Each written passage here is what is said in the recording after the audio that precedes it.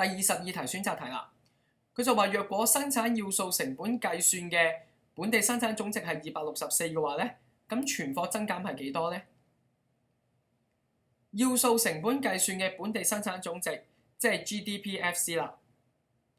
GDPFC 係264，咁即係意味住咧 C 加 I 加 G 加 X 減 M 減間接稅加翻津貼咧係264啦。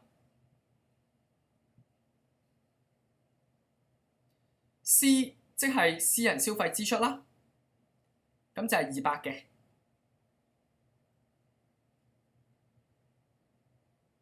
I 咧即係本地固定資本形成總額啦，加翻存貨增減咧就會係 I 啦。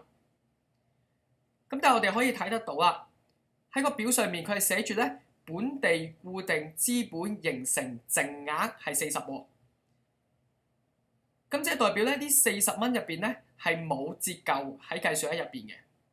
咁但係下面我哋睇翻條題目啦，佢個264嘅意思咧就係本地生產總值，而總值咧係代表有折舊包括喺入邊嘅。咁所以咧我哋呢一個 I 咧要加翻折舊落去啦，即係40再加存貨增減，但我哋存貨增減唔知係幾多啦，所以我用一個問號去代替佢啦，然後再加翻折舊嘅。咁 G 咧就係24啦 ，X 減 M 即係淨出口咧就會係10，間接稅係60啦，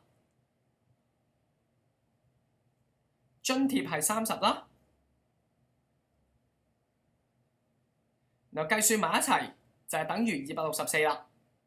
咁我哋好容易就會計得出咧，存貨增減咧就係-20啦。